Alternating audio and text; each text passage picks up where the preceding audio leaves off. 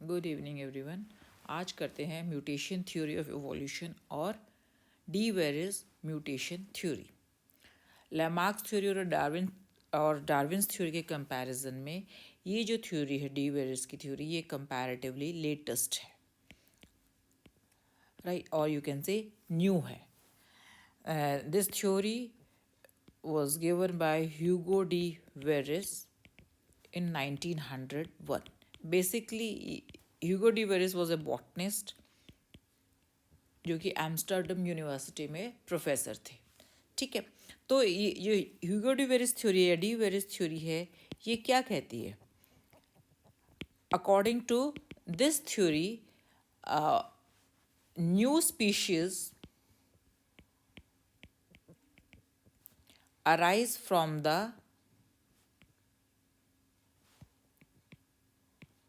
pre-existing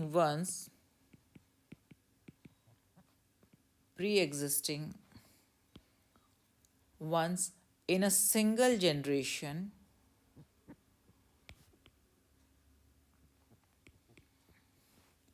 by a sudden appearance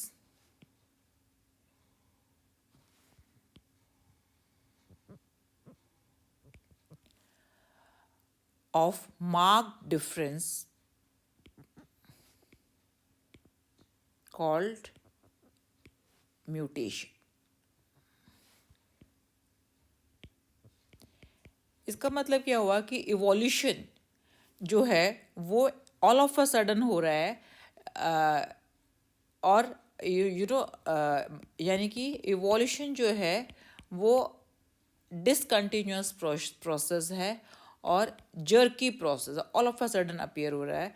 जबकि Lamarck और Darwin ने क्या कहा था कि इवोल्यूशन जो है कंटिन्यूअस एंड स्लो प्रोसेस है, right. But Hugo de Vries के हिसाब से all of a sudden new species arise करते हैं from the pre existing ones, और ऑल ऑफ अ सडन जो है वो किसकी मदद से? By mutations in the gene. ठीक है, अब जो है इसको एक्सप्लेन करने के लिए या इसको स्टडी करने के लिए ह्यूगो डी वेरिस ने एक एक्सपेरिमेंट किया।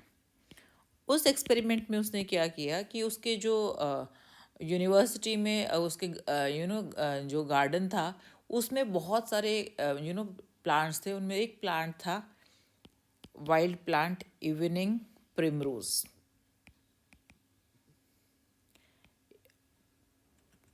PMI, एक बार, इवनिंग प्रिमरोज। ठीक है, इस जिसका साइंटिफिक नेम है ओइनोथिरा लैमार्कियाना।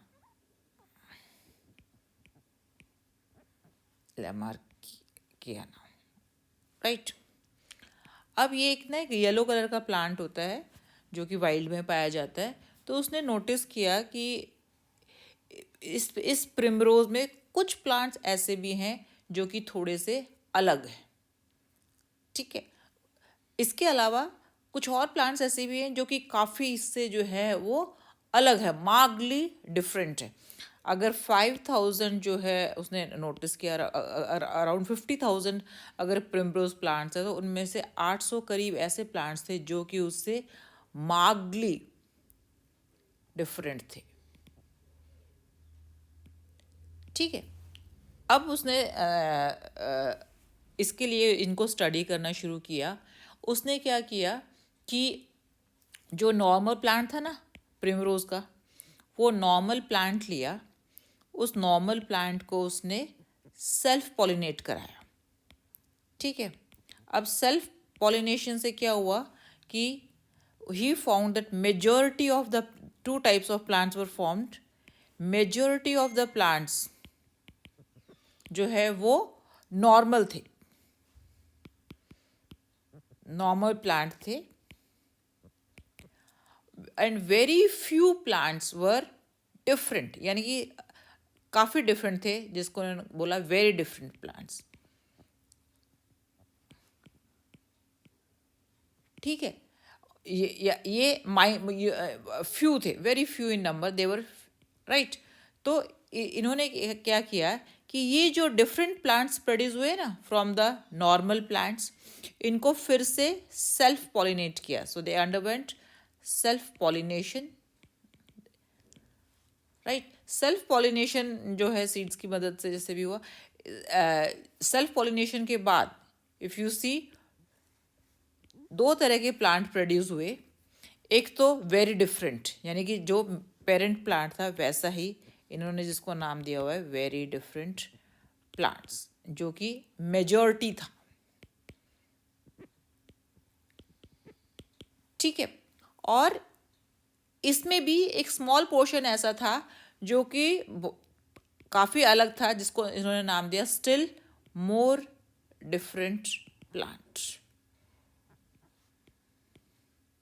जो कि फ्यू इन नंबर था, बहुत कम नंबर थे. तो अब आप देखो कि हर जनरेशन में, देखो ये फर्स्ट जनरेशन थी. फर्स्ट जनरेशन में आप देखो कि फर्स्ट जनरेशन से all of a next generation में वेरी डिफरेंट प्लांट प्रोड्यूस हुए. उसके बाद उसको सेल्फ पॉलिनेट कराया, तो थर्ड जनरेशन में ये जो है स्टिल मोर डिफरेंट प्लांट्स वर प्रोड्यूस्ड. ठीक है. तो इन मार्क डिफरेंट प्लांट्स को उसने क्या कहा, म्यूटेंट्स कहा. क्योंकि ये क्यों प्रोड्यूस हुए थे, they were produce due to mutations और due to change in their genetic make. ठीक है. इन प्लांट्स को इन्होंने ये एलिमेंट्री स्पीशीज भी कहा. ये जो चेंज प्लांट्स थे एलिमेंट्री स्पीशीज. ठीक है. अब जो है देखो म्यूटेशन जो है, म्यूटेशन तो नेक्स्ट जनरेशन में ही एक जनरेशन दूसरे जनरेशन में कैरी ओवर हो जाती हैं. तो ये जो म्यूटेशन थी, अगर if these mutations were useful, they were carried on from generation to generation. अगर ये म्यूटेशंस हार्मफुल थी, दो कुछ भी हो सकता है ना, तो they were not carried on to the next generation, वो दे वर डाइंग ऑफ और being eliminated at that stage only. Correct. Okay. Now, evidences to support this theory. We'll show you some evidences. सबसे पहला evidence तो ह्यूगो de Vries का था कि जो ह्यूगो de Vries के जो एक्सपेरिमेंट थे, ये सेम एक्सपेरिमेंट्स रिपीट किए थे मैकडूगल ने और शल ने अमेरिका में, और गेट्स ने भी सेम एक्सपेरिमेंट किए थे इन इंग्लैंड. और इनकी सबकी ऑब्जर्वेशन वही थी जो डी वेरिस की ऑब्जर्वेशन थी. तो यानी कि उन्होंने भी यही नोट किया कि ऑल ऑफ अ सडन जो है वो चेंजेस अपीयर होते हैं. सेकेंड एविडेंसेस कि नेचर में भी इस तरह की जो mutations, not only experimentally, nature में भी ये म्यूटेशंस जो हैं वो नोट की गई. जैसे कि एक शिप है एनकॉन शिप, ये देखो ये एनकॉन शिप है, ये बीच वाली. तो ये देखो कितने इसके छोटे लेग्स हैं, जबकि इसके पेरेंट्स आप देखो दे हैड लॉन्ग लेग्स. तो एक ही जनरेशन में इन दोनों पेरेंट्स एक शॉर्ट लेग्ड शीप की वैरायटी प्रोड्यूस हुई इन 1891. ठीक है. Short legged sheep was produced. ठीक इसी तरह से एक वो है काऊ की वैरायटी है हेयरफोर्ड कैटल. तो ये हेयरफोर्ड कैटल जो है ये हॉर्न्ड है.